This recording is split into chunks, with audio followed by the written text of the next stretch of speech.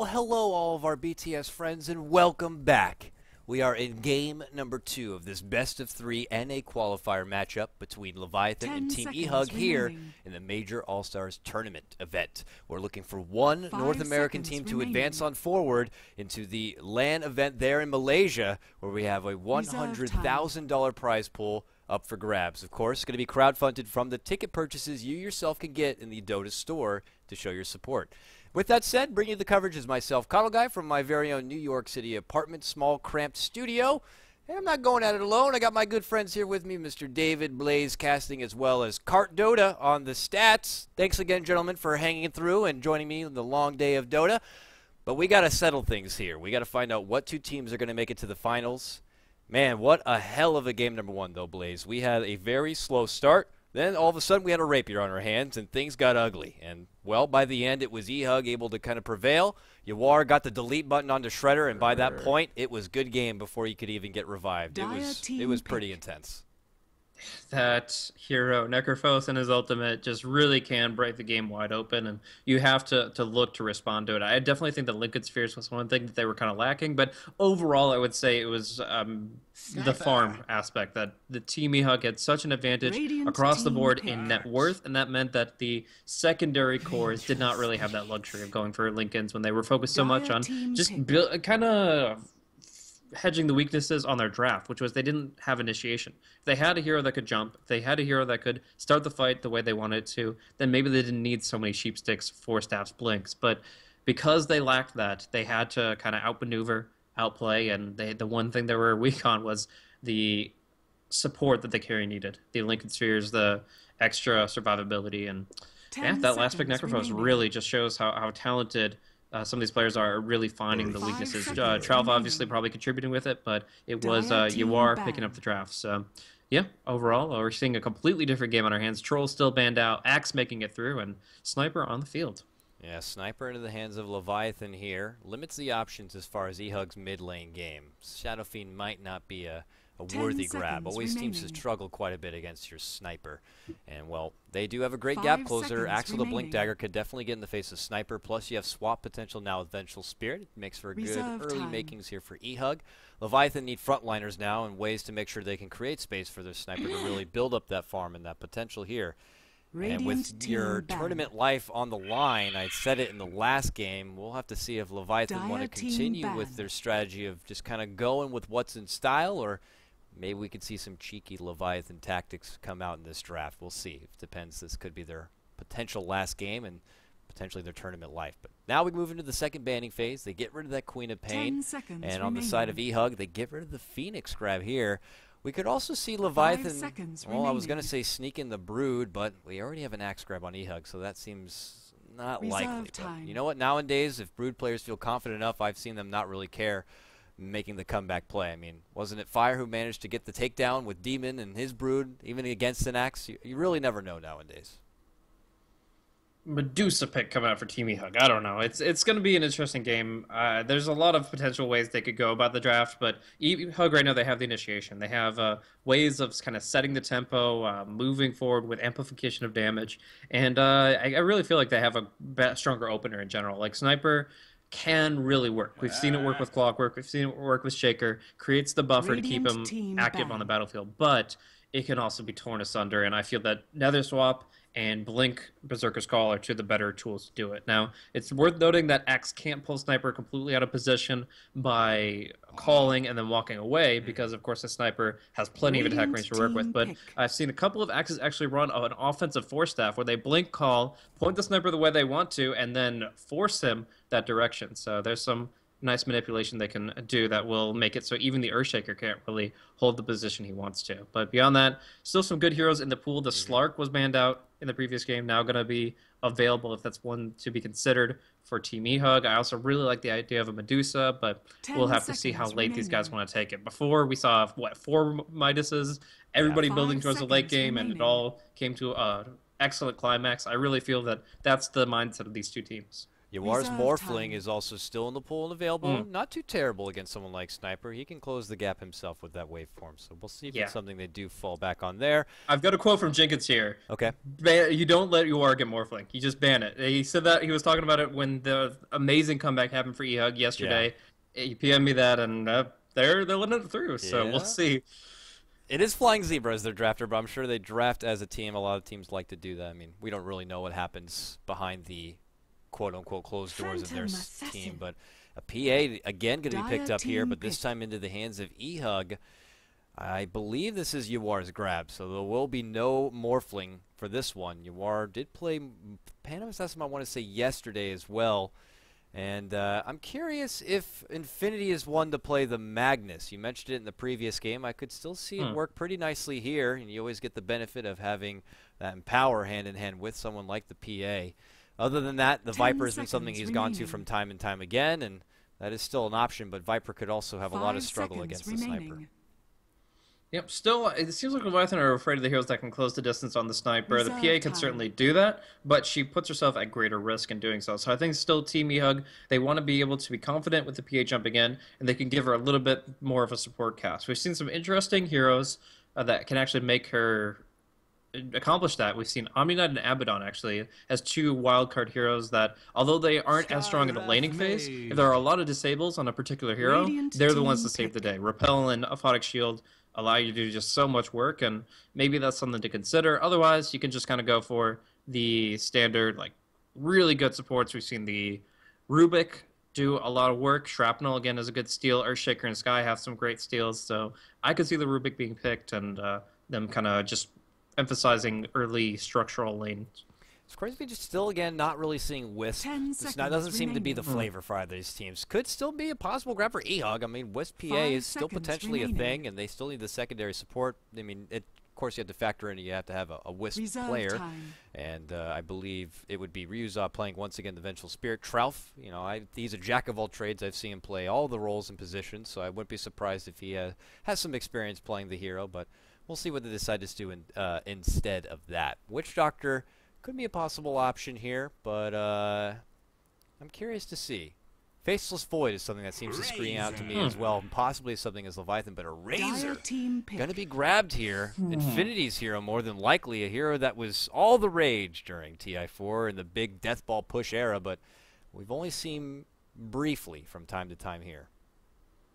Yeah, I mean, Razor fills the same role that we saw from the Viper the last game. Is kind of a damage drain, great lane controller, and enables him to just be the anchor that the team revolves around. We saw this a lot in the 6.81 metagame. Is have one hero on the front lines to be very tanky, soak up some damage so that when he gets engaged on, you have everybody else behind him. You can push off of this hero, and in general, when he gets that kind of middle ground of farm in a even lane, he's going to be fine. And it's in general just really hard to gank a Razor without some repercussions. Somebody's going to die if you're trying to invade his jungle and stop him from farming.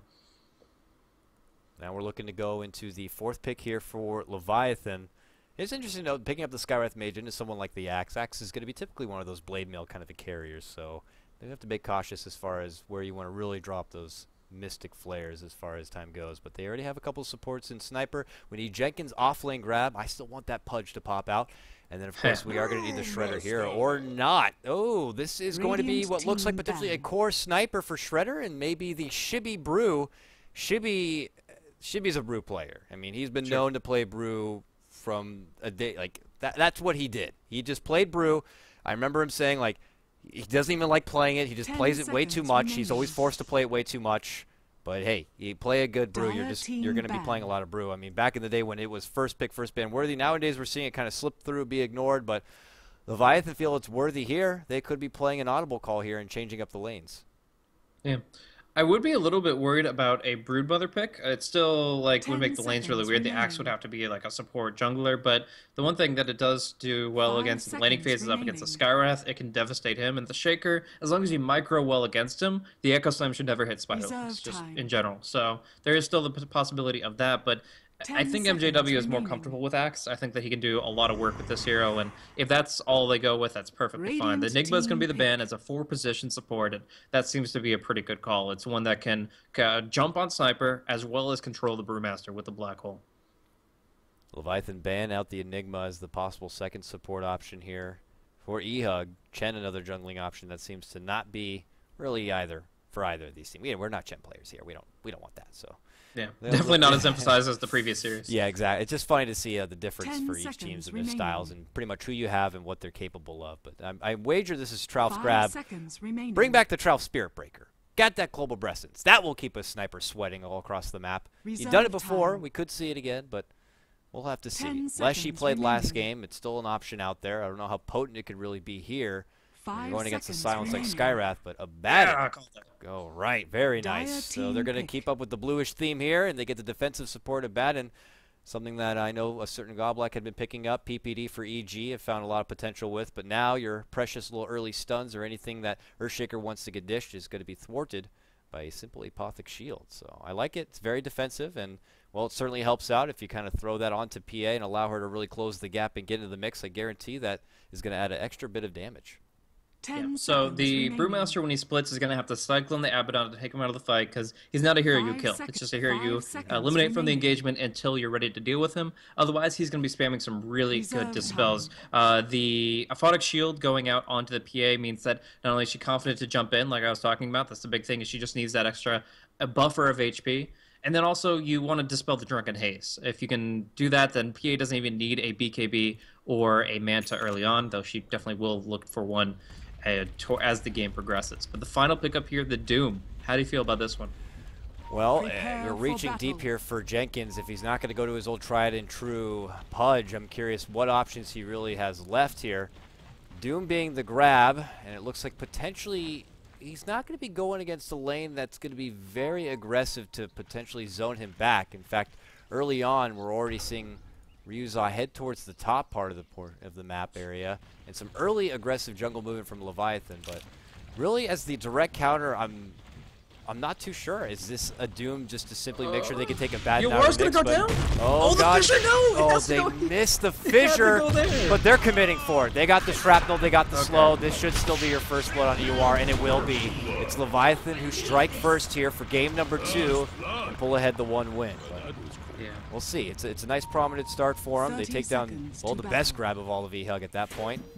But for as far as Doom goes, if UR had goes, anybody to jump to, that Fissure fail would have completely cost them the kill. But Shrapnel is actually a really good first blood tool, and they, again, exhaust all 3 charges just to make it happen. Real quick, I actually noticed an interesting cosmetic on the Brewmaster Shibby there. If you actually highlight his little barrel there, the quotation is quite amusing. The battle begins. It's Shibby, and that's his brew. We'll see how well he can do with the Signature Hero. There's Shibby, there's Air, there's these big brew players. He's right up there for now, so. And as far as laning goes, though, they are going to be changing up a bit. Shibby, notoriously a mid-lane brew kind of a player. Feels it's going to be best suited here to be at the top side-by-side with Nushim on the Skywrath Mage. So I guess it's just a perfect way to segue into the introduction. So you got Shibby, Nushim here at the top. They're also going to be joined with what looks like Flying Zebra on your Earthshaker. Could venture between both top and mid lane to help out Shredder here, who's already getting whipped and soaked up all that damage there from Infinity. Shredder going to hold his own, at least for now, with the early shrapnel grab. Bottom lane to round things out for Leviathan, though. It is Jenkins on that off-lane Doom, as he will go toe-to-toe for now, at least with Yawar and her PA. So this is a really interesting duo offlane. I've seen the Omni Knight Abaddon offlane. That's your Arthas lane. But in this case, you're running the Abaddon Axe. The Axe is very confident to just counter helix the wave with the potential return damage of a Aphotic Shield being a little bit too much for the enemy to deal with. But the reason this is working for them is Trouf actually opened with a bottle. Got the bounty rune, got the level 1 bottle, and although it's not great in the fights because Mistcoil does break restoratives, it's still a really good sustaining tool for the lane, and it's going to make it more difficult for Flying Zebra to get his experience, which is very important for the Shaker. And on mid lane, the early harassment came out. Infinity got to boost himself forward as far as CS 6-3 to Shredder's 3-1. So they'll continue to go toe-to-toe for there. But there's a lot of contention on the top and a great block on the MJW. The shield already went out, so we can only dish so much help for Trouf. MJW could end up going down here. There's a heal. It stalls it out, but not enough spins. Could get a return kill there. Leviathan pick up another kill, this time top, taking down the Axe. Yeah, that's just a limiting factor of going very aggressively and very confidently when you only have that finite mana pool with the bottle. It's actually not even going to be a bottled bounty rune for Trout. Really wanted it, but Zebra snipes it, and actually it's going to be a Razor to probably kill him. There's going to be a right click coming in here. He's got boots advantage. Yeah, Flying Zebra, even with the assistance of the Shrapnel, is going to be falling, and still worth it to probably claim the rune, as Abaddon is now completely out without a home. Yeah, heads to mid lane. He depleted now all of his mana as he just does a little bit of harassment on the Shredder, maybe banking that he's going to have to head back to base anyways, and then could just TP back to lane if he'd like. He picked up that little bit of bonus gold right there with that kill, so he can feel free to do so. But here we go. Jenkins continue to get zoned back a bit. Will be forced to pop out the Scorched Earth preemptively just to make sure he has the potential to walk on away. But Shredder gets the kill on the mid lane with the assistance coming out from Nusham. An early rotation certainly pays off, and Leviathan strike again, getting a kill now on the mid lane. So starting off with the bottom, then they get Axe on the top, and now we're here in the middle. Yeah, and this, I don't want to harp on Trout's movements too much, but the fact that he had to go all the way back to base, completely dry on mana, is actually why that kill happens. Generally speaking, Abaddon constantly carries an early TP scroll, and whenever a gank or a tower dive or anything near the tower at all is going to be happening, he just TPs to the tower, shift Qs his heals and his shield, and completely turns around a gank attempt like that, dispelling the slow effects and keeping a hero like Razor alive. Razor manning up on Shredder, but just 14 damage steal, and that's going to be it. He actually gave his TP scroll to Infinity, so once again, Abaddon without the global presence, but he can shore that up soon enough on the side chop. And he'll just wait on the low ground, soaking up some of that split XP from this side pull that Leviathan have been working with, giving that space, trying to at least, while MJW just is like, my lane, my creeps, I'll take them apart right now, while Leviathan work with that side camp. So it's a very awkward position for pretty much both sides at this point, but MJW is just happy to ring in the early CS. He's 20-0 in this off-lane, dual-lane setup, so he is very happy. This is a bootsless Venge, far away from home. PA is going to look to help, but I just don't think he gets out. Jenkins trying to move forward. Nusham steps in. Arcane, and, well, gets the kill right there. They turn back to Yawar. Yawar wants to go onto the Chicken Man. Nusham able to walk away with that tremendous move speed, and now they turn onto Yawar here. Banking and hoping that the blur at level 1 will be enough to proc. Locks briefly there for Jenkins. Here comes Trout to be able to aid, and, well, they'll have to step away. So Trout shows up, the paramedic for the lane, and will be fine, but they do suffer a loss there, and Leviathan continue to be the advance. 4-1 now, your new score. So Infinity doing okay now against Shredder. Like, he is a little bit worried about that extra potential damage from the Assassinate, but overall he knows the supports aren't going to be roaming in too soon. Nusham was just forced back, and Shaker is pretty well committed to making sure that Axe can't creep cut. So at least for now, Infinity gets some free time, and they've got some decent wards up. The Observer ward up on the top rune still for a minute and a half, and from there, obviously, the Venge is going to be the one to refresh. She's going to be the number 5. She's going to be just hoping for tier 2 boots this game. Otherwise, Abaddon is going to be the one to get much more relevant items. The Boots of Speed, the Urn of Shadows, that kind of thing. So now we'll see Infinity just imposing his will on the mid lane as much as he can here. Sniper at 17-6, Infinity at 23-10, just slightly ahead, but remember, he was brought down previously. So he's still looking to recuperate quite a bit, but there goes the Shrapnel, and here comes Nusham. They get the slow off, and Infinity's going to be forced to fight, but they just kind of step back and slowly take him apart, and Nusham is on a killing spree for his Skywrath Mage. Yeah. If you're closer to the tower, TP could have come in from the Abaddon, but this is just not how an Abaddon game is supposed to happen. eHug have fed 5 kills to Leviathan here in not even 6 minutes. It's actually not working for them at all. MJW is getting a lot of CS on the top lane, though, because he's not being 3v1. He is able to just clear the creep waves with the Helix, and that's actually profited him up to all the way to level 6, topping the CS charts.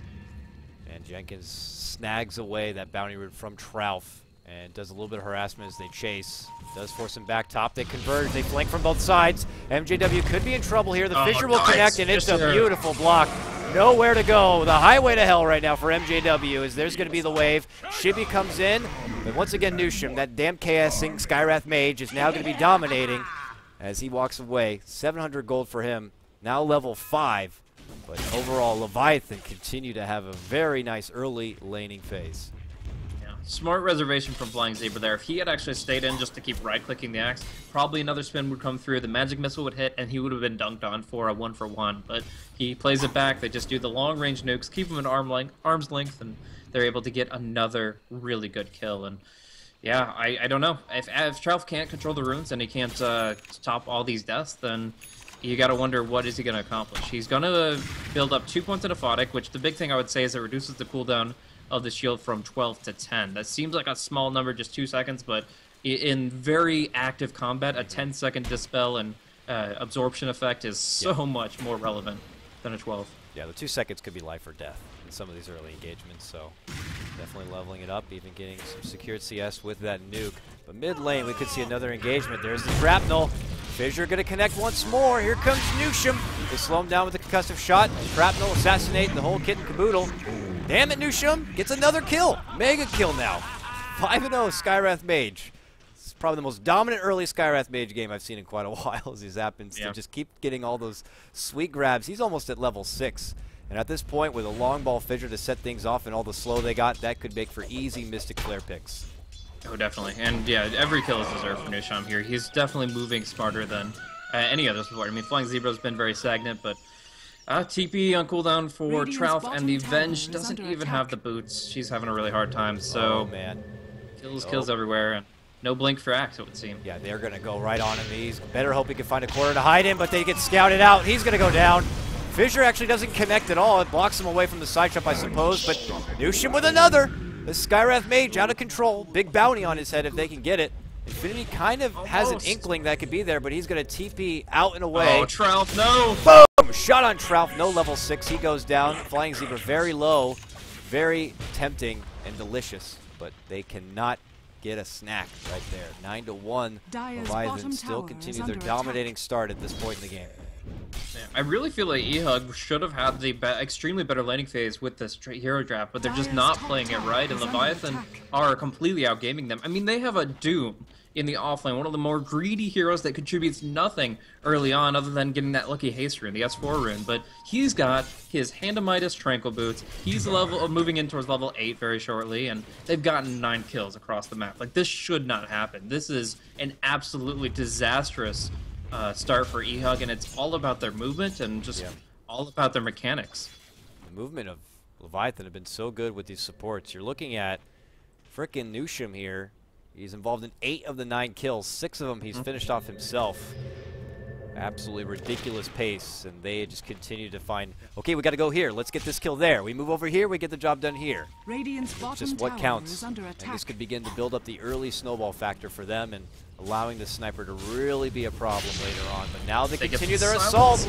Jump forward, Shibby pulls out the split, but it might not even be necessary. Oh, it will be. The shield pops out, and the split will finish things off. It's Shibby who's going to get that kill. Rotations are to come. Here comes Infinity. Gets the latch, but the Cyclone's going to slow him down. Not enough soak damage right there. Ryuza also looking to get involved, but the damage has been done, and Leviathan are already out the door. They walk away with a big grab, taking down the PA, and Shibby's going to grab up a haste for himself and waltz it right back to the mid lane. Yeah. MJW will be picking up his Blink Dagger now. He does get a little bit of jungle time, a little bit of meat time, and Axe will be looking to be the General of the Red Mist, the only one that this army needs. But I don't know. I mean, this Brewmaster already kind of jumping the gun with the split, and I believe the Doom will probably go for a Blink pretty soon as well. It's very common to go for a Blink War Stomp type builds for the offlane Dooms, and later consider things like the Aura enhancement. But yeah, as it is right now, really, really good movement from Leviathan. It can't get any better than this. Flying Zebra gets some 1 position time on the safe lane, Soul Ring for him, so he can kind of spam out the waves. Fissure, he can actually just Fissure on every 30 seconds. Alright, MJW wants to put his blink to use, goes on to Jenkins. Jenkins gets the Doom off before he gets taken down, and with the Assassinate, they should be able to secure the kill. It doesn't happen. He's going to get healed up. MJW will live and be fine. They couldn't quite follow through with the Shredder snipe. And with that, MJW will be able to walk away with the aid of Mr. Johnny W, Medic. And with that, it's the first start for an eHug comeback. Certainly the quota you want to meet when you get a hold of that precious Blink Dagger. But meanwhile, mid lane, Shibby's making a go again onto Yawar here, just getting a few shots in with that crit, but then they quickly turn back onto him. Ryuzak shows up, Magic Missile going to be there, but he's already walked on out. Dagger in the back for you as a parting gift, but not going to be able to follow through with any sort of clean-cut execution there. Split is going to be down for another 30 seconds, but as of right now, Yawar just doesn't have enough like pizzazz and oomph to really bring in the right click quite yet. Trying to get a hold of that Battle Fury to accelerate his farm, but he's going to need to find some time to just build up that CS.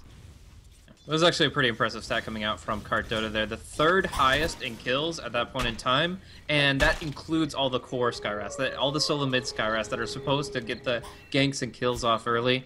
This is being fulfilled by a 4-position hero. It's just insane, and he's really just earned every single rotation, and every Doom cooldown they can do it again. Now, there was a nice movement from the Axe. He's able to get the kill and not falling to the Doom. It was kind of a panic moment for Jenkins, as the target you really want to Doom is Abaddon, so he can't heal anybody, but in that case, beggars couldn't be choosers, and yeah, it's a favorable exchange for eHug, I would say. And with all that early kill potential, Nushim is invested in a couple of fancy necklaces. He's got 2 nulls here.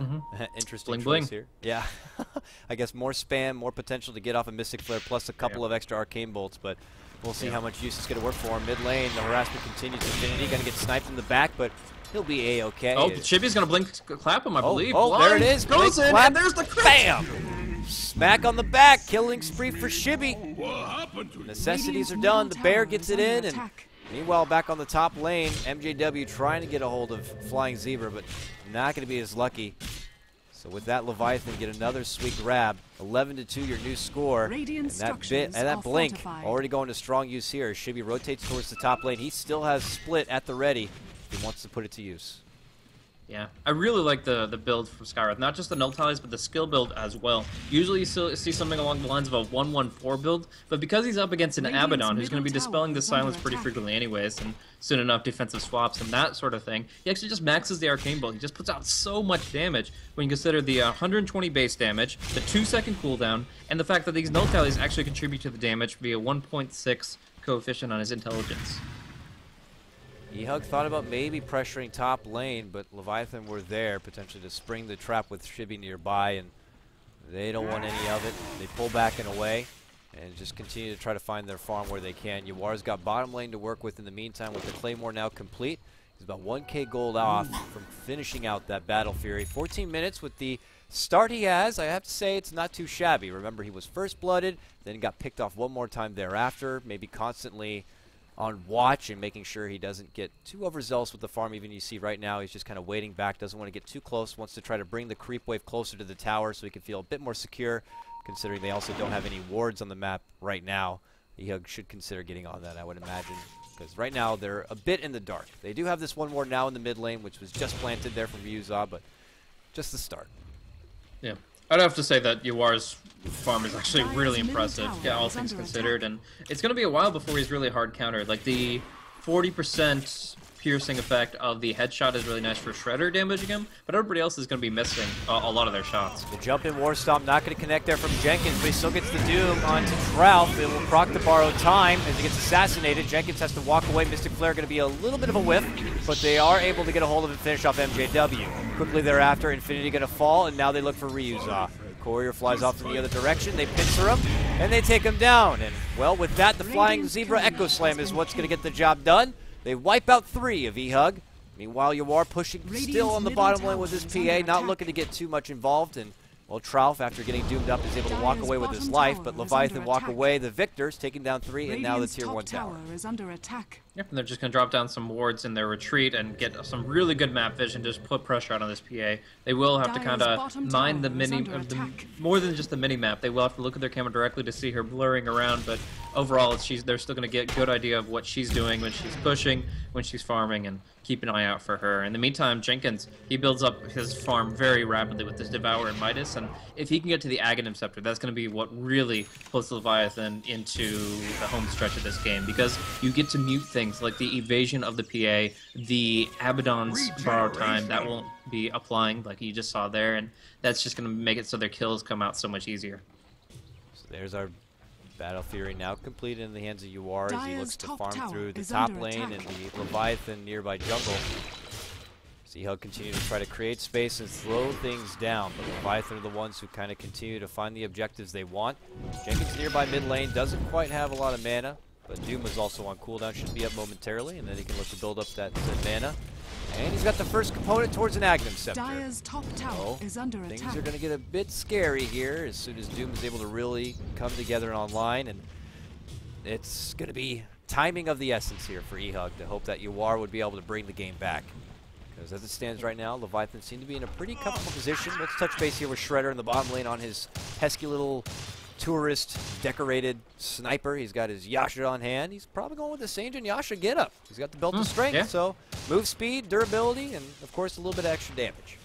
Yeah, what more can you ask for? Just he wants to keep as much distance as possible away, and right now BKB is not going to save him from a lot of the things that he's worried about. The axe jumping in, the swap at level 11 in particular, and a lot of the Razor's focus damage. But we're going to see in mid here, Jenkins has the Blink Dagger, has to play very reflexively, or Yawar might get the quick jump on him, or MJW could just get a little blip. Even the Wave of Terror, cancels Blink Dagger, means he's dead. So playing it safe for now, but he goes back to the jungle because this is where he belongs. Earthshaker, you farmed plenty. You've got your Blink Echo, and if you can use it, that's great. But I'm going to get a little bit juicy farm and make my way for the big fight.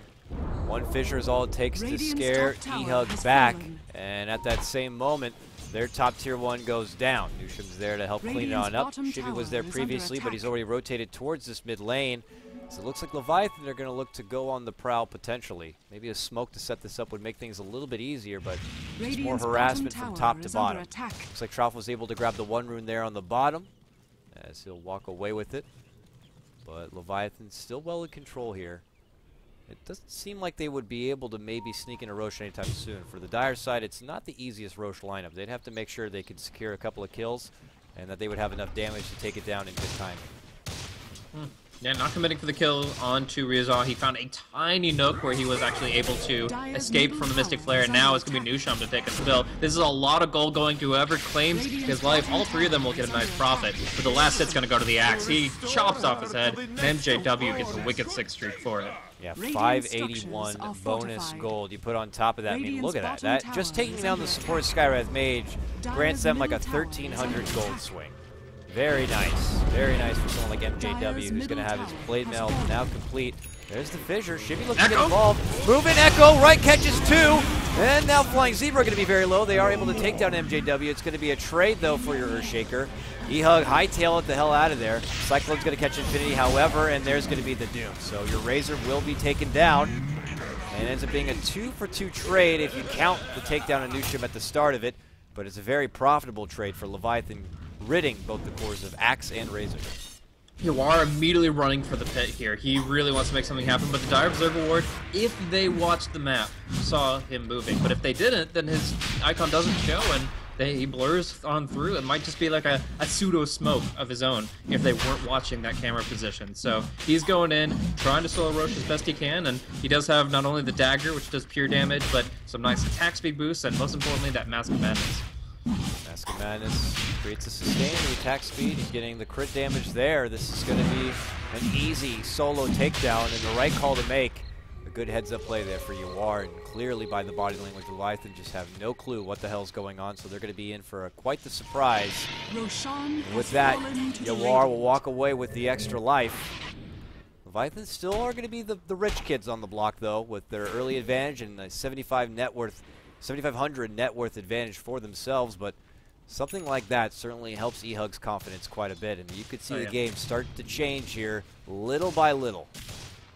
That's going to give them 5 minutes to get their heads in the game, because you are actually having that Aegis is huge, because when the Aghanim comes out, as we see, it's only like 500 gold away for Jenkins after this Devour. Yeah, we're going to be seeing a easy way to kill the PA. She won't be able to lifesteal, she won't be able to crit, she won't be able to evade because of the Aghanim Scepter Doom. And that means that she's dead for a single life, but because she has that second life, the Aegis the Immortal, she should be able to kind of rubber band the fight a little bit and come back for a couple of kills.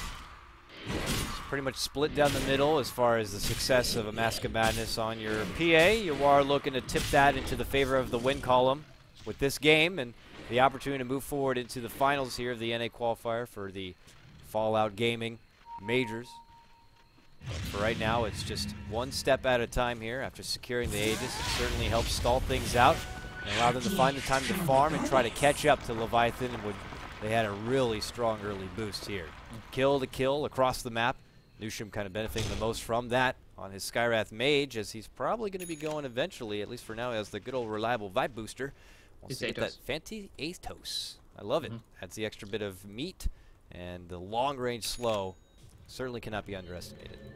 He really actually needs that extra HP, because MJW, when he got that wicked kill streak, finished his Blade Mail, and he can just blink onto a Mystic Flare, Blade Mail it up, and that's going to turn a lot of damage the other way. Skywrath getting pretty close to level 11, that's actually going to be bad if the Axe is within, because that extra damage is going to be enough to tip Skywrath down to dunk range. D-Ward here for Leviathan. And now they creep in. Shubi has that gem, so they're looking to take map control, so they can't find opportunities to farm on the side of eHug. Assassinate going to connect. MJW, Blink continues to go on cooldown, but the swap save there. But it only takes 2 quick strikes to rid of that Vengeful Spirit. So a sacrifice right there from your support just to save the Axe is going to be well worth it for them. Leviathan take their small win and begin to just scavenge through the eHug jungle, ridding of any wards. Nah, there's a ward. Get rid of that crap. Now there's a ward up there too. 50 gold for me, says Shibby. Boom. Bang. So now, if you look at the map vision here for eHug, it is going to be very limited. And it's important to note that that fight happened with you are having an Aegis. Like, you have your PA with a Battle Fury, a Mask of Madness, and Ace Immortal. You usually feel pretty confident at 23 minutes, but this Agamem's Doom is just so scary. The Brew Split is also extremely impactful when nobody has a BKB just yet. So I think that eHug have a lot to be worried about, but they're not out of this game just yet. If they can start to get a little bit of control of the map, they can definitely have the potential to really hard carry this late game. They're kind of in the same position that Leviathan was last game, where the Necrophos kind of deletes a hero from the game. The Doom does the same, and they're certainly wary of that aspect as the late game progresses, but they do have the potential to dig themselves out of this hole, get so much farm that it doesn't matter, maybe a couple Lincoln Spheres. And I think a big thing would be, a great start would be getting the Geometry set off of Shibby. Hard to do, because Brewmaster will indeed live for a very long time in most circumstances, but if they can get an incredible call and maybe some lucky crits, if they get that gem back, they can start taking back the map and increasing their farm beyond that of Leviathan. Well, Leviathan for now, though, they continue to assert their dominance. They take that tier 2 bottom. They rotate towards the top tier 2 on their own side. And for a moment, it looked like eHug maybe considered an engagement, but the quick blink out from Jenkins second guesses that, and eHug are going to be forced to step away. And Leviathan will return to the usual rotation of farm here. It looks like for Shibby, he already has his utility pickup, of course, in the Vlads. Has 2k gold saved up in reserve after already picking up that plate mail. Imagine your AC is going to be next on the docket for him. Certainly helps out with the additional minus armor and being able to siege and break through those objective games. Athos has been completed on your Skywrath Mage. I mean, this is just the perks of getting all these sweet tower grabs. Shredder also a Demon Edge on hand. Looking like an MKB is going to be in the near future to contest Yawar and that pesky Blur. So items beginning to come together pretty nicely here for Leviathan. eHug just looking to kind of make sure they can race as much farm in against the clock as possible. I'm actually astounded that MJW is going to be going for an Aghanim Scepter as his next pickup. It was nerfed in the 6.83C patch, and the kill threshold is now only 150 more than what it would be at maximum. 550 is still a really good chunk of health, but how do you feel about this secondary pickup? Do you think it could be the thing that turns the game, or is it would it be better spent as like a 4-staff or a Lincoln's to deal with the Doom? Well, as we see eHug try to get away here, I wanted to look at the Leviathan health pool here. You're looking at a couple of, 1,100 here. Skywrath at 1,200 now after picking up that Athos. There's the jump on Yawar. They get the Doom. Yep. Aegis is no longer on hand, so this could be just an easy kill, and he actually turns to make the fight happen. And with that, there's no choice there. Just wants Jenkins to get the kill. Style points, I suppose, there, but a nice easy pick for them to take down the PA. So she did buy out, it looks like. Didn't really lose a whole lot of gold after already completing her BKB. Didn't even expend the BKB there. Obviously really couldn't with the Doom, but anyways, back to the question at hand, as, I don't know, maybe anticipating that there would have been easier quick takedowns. I mean, the threshold pretty much puts most of the team at, when they're at half life, it's pretty much an easy execution, but I mean, were you banking on maybe any other options that could have been better for them than the Agnes? The two tools to disengage from Doom would be the 4-staff or the Lincoln Sphere, to either prevent the Doom from coming out or to get the person out of range of the Doom so they can't keep refreshing the duration. But I mean, that's what I would look into, but of course there are other ways of going about things. Maybe a Halberd against a Sniper could force them to buy a BKB, stuff like that. I don't know, I just feel like changing your ultimate from taking away a third of their health versus half their health, it situationally could be really potent, but the damage that they have right now is almost entirely based on that PA's crits, and as you're talking about the previous game, that's just something that you can't always rely on, unless the Rapier's on the field. That's true. I mean, with 2 quick crits, that's pretty much a guaranteed execution for Axe. But I mean, with that, an Agnum's doesn't really matter. At that point, they're probably so close to dead that the difference of 150 points is a bit irrelevant. But you know, it's on him, and with the Agnums does come other perks. He gets a big boost in the life, so that when he is into the fray and he makes that big jump in, he can withstand a lot more than just having a Force Staff. But we'll have to see how much it really profits him here, as they are going to smoke up. Trot down this mid lane. Jenkins is nearby. They see Flying Zebra. They make the jump. Jimmy's going to be right there on hand, and he eats a lot of damage. Echo slam at the last second, but they immediately lose 2. Noir with the Doom, but he's already got a BKB out. Gem is going to fall from the hands of Shibby, and they also get the slash and takedown on Nusha. MJW tries to get a hold there of Shredder, but Shredder and Jenkins are going to be the lone survivors, and they're able to make their escape. A strong engagement right there from eHug, the biggest one they've had this game. Well, as they try to put eyes on the Roche, which we will find out the secondary clock in just a few seconds' time, they instead take this moment to maybe push down mid and get this tier 2. So 45 seconds on that timer. They could technically look at tier 2 and then go for the Roche, in the sense that the Doom doesn't have his ultimate for a full minute. But that puts a lot of risks, and simply shrapneling the pit would probably be enough to force them away just out of uncertainty. And actually, shrapnel's going to be enough to force them away from the tier 2. They won't even take one of those objectives, and they will be scared off. But it was really nice for Trouf to stay next to the PA when she got doomed up, and Jenkins, without any mana, couldn't really pursue, and Trouf, yeah, the Doom does a lot of damage. The damage actually pierces BKB, and at level 16 it'll do a ton of recurring damage, but I would say that Abaddon's Mystic Coil and Aphotic Shields, just if you use them back to back to back, are about a net gain of 0 as far as health goes. So you can actually prevent the damage coming in from Doom, at least until level 16, and then he might lose, I don't know, 100 every rotation. But do you think that maybe someone like an Omni Knight in that same position could have done what effectively Abaddon's doing this game, but better? Or do you think Abaddon would have been the better choice over someone like an Omni Knight, who I feel like a lot of these teams seem to be just kind of putting on the sidelines for now? I like Omni Knight more, not because he's better against Doom generically, but if you combine it with what I've been harping on a little bit, is the Lincoln Sphere. You get Repel and Lincolns, and there's no way to break that. But if Jenkins picks up a Dark Soul Summoner's Ensnare or the Satyr Banisher's Purge. Those are the only 2 ways to break the Lincolns when Repel is active, and that's where I think an Omni Knight shines through. But it's a really tight mechanic that a lot of people don't think about, and they were probably more focused on how the laning phase would proceed with this Abaddon. Oh, well, the BKB is going to be the grab here for MJW. He only stops off for the reliable point booster in the meantime, so that is very strong tool for him to have in these engagement where he tries to make a strong initiation, but he usually gets hit with a massive damage coming out, even from Mystic Flare. He may have the Blade Mail, but he still eats a lot of that, you know, strong damage.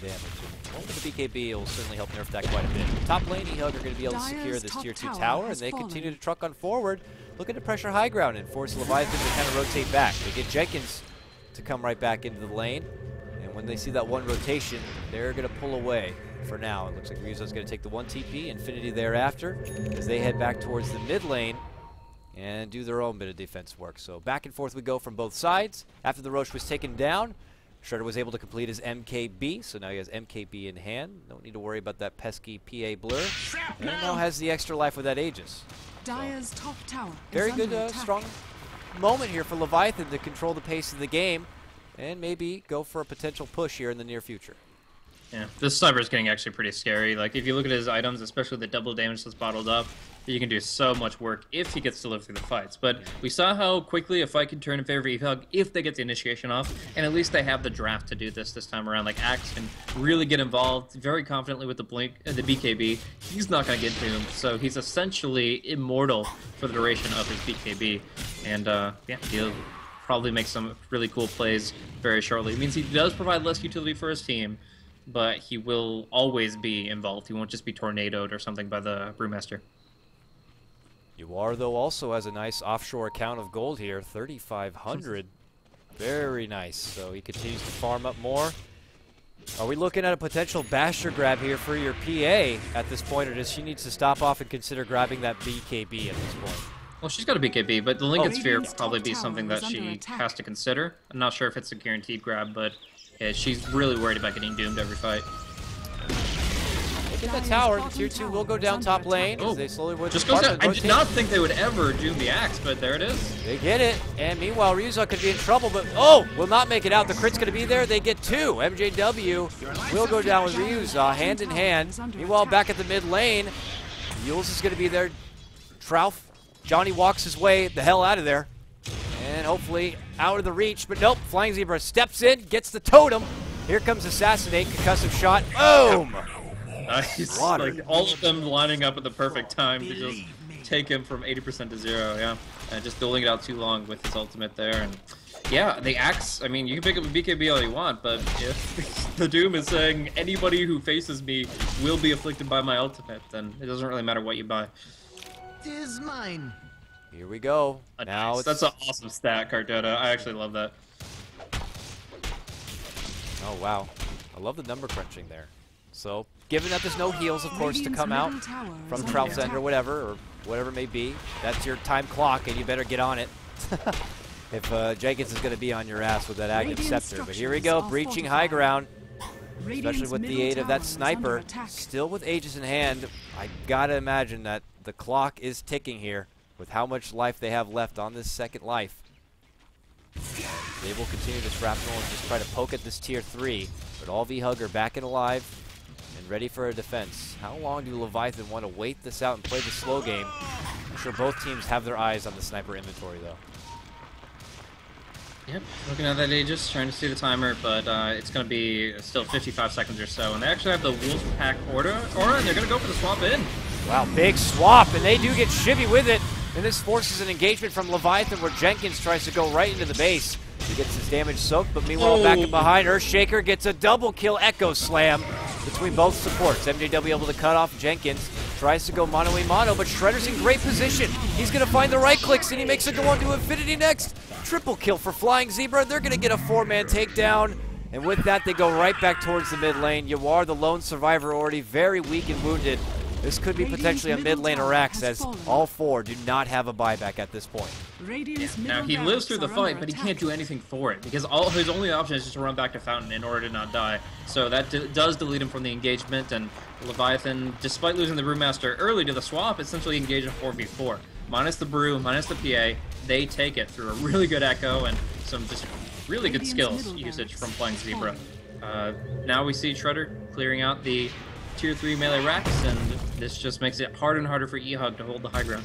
Good call from Leviathan. They'll take the 1 racks and just get out with that, because the death timers were a ticking. Ryuza was even looking to do a very aggressive TP to just try to get a stun, swap anything to keep him near the base. The second that Aegis was to expire, they pinged it out and knew that there was a chance that they wanted to get that sniper, but Leviathan are not going to be handing anything over too easy at this point. They get what they want from the mid lane, they step back, and they can go back to the slow game if they want. Maybe even stalling it out to the next Rosh. As we will have a couple of minutes before the new clock will shine up. We'll have to see what plan B could be here for eHug.